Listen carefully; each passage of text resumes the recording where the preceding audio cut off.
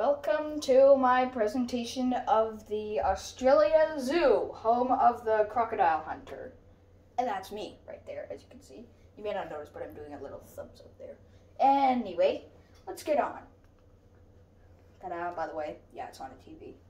So, here we have a turtle named Harriet who lived 1830 to 2006. That is very old. Let's see, how old was that again? Just what is? But what I mean is definitely over 100 years old, which is kind of average for a turtle, but still pretty old. Let's see what it says here. Harriet, the giant Galapagos land tortoise, was an international conservation icon, a national treasure, a beloved member of the Australia Zoo family, and even a contributor to modern science.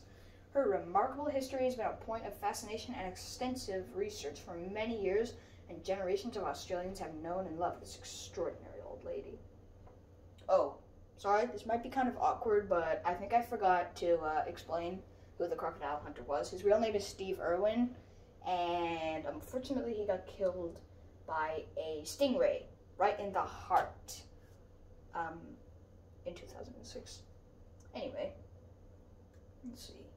Harriet, at 149 years of age, meets a young admirer. From the moment she arrived at Australia Zoo in 1988, Harriet was treated as a part of the family. Here she is with Lynn and Bob Irwin. Harriet's love and affection has transcended generations. Bindi and Robert just loved giving her cuddles and kisses. Bindi and Harriet have a special relationship. Bindi loved to visit Harriet and give her some hibiscus flowers, her favorite treat.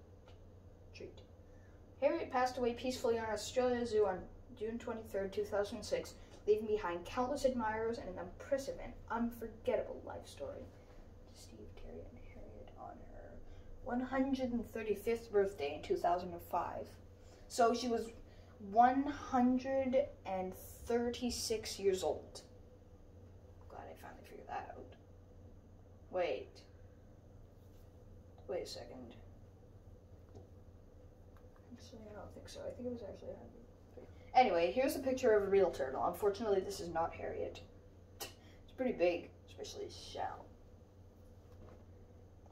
Now check this out.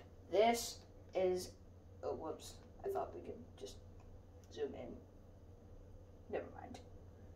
Anyway, this is a albino crocodile. However, I think, is there a way to zoom in? Okay, yes, there is. You see? It's kind of like white. Yeah, because you know how an albino is just an albino is, you know, an animal without pigment in their skin, so, see, they just end up white. They're actually pretty rare. See, being an albino can strike many animals, like bats, mice, bears maybe, and crocodiles. Here is the kangaroo. Yeah, a kangaroo. See, these little guys are actually pretty lazy. They didn't, unfortunately though, they didn't actually have any jellies in their pouches. But yeah, they're pretty lazy, and you could just pet them with total safety. They won't do a thing. And here's a photo of me petting one. See? So cute. Oh, and here's my mom's favorite, the meerkat. Look at how it stands up. It usually does that when it's, to look for danger, you know? And also to get a good view sometimes. And also, sometimes, if they're hungry, they can also stand up to see their prey a lot easier. If they even do that. Oh, yeah! This is the funniest picture of all. Hilarious. In fact, my parents were commenting, this should be an official, like, National Geographic Kids picture or something. It's hilarious.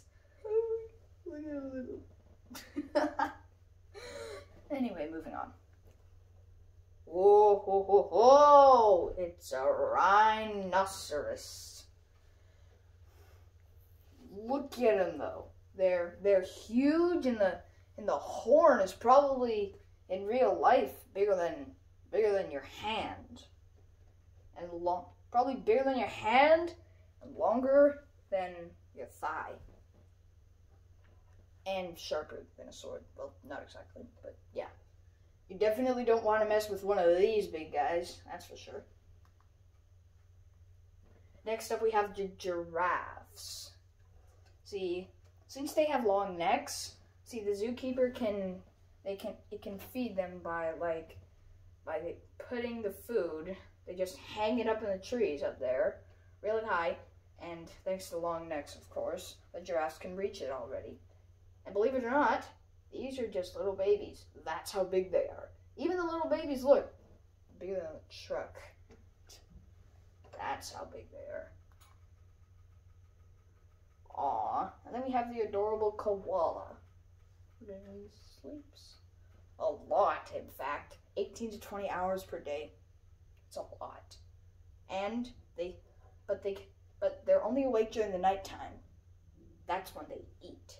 So, just like a cat, all they ever want to do is just eat and sleep all day long and night.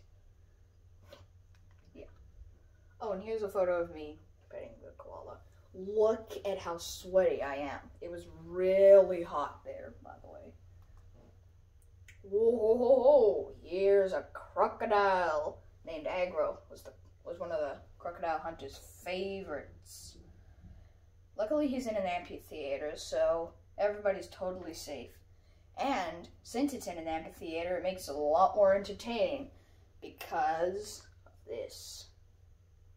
See, you see the little Agro right underneath the little pool thing. And there's a zookeeper with a piece of chicken in his hand. It's pretty stressful because the crocodile is actually going to leap out of the pool and try to get the chicken. Whew. I'd freak out at that.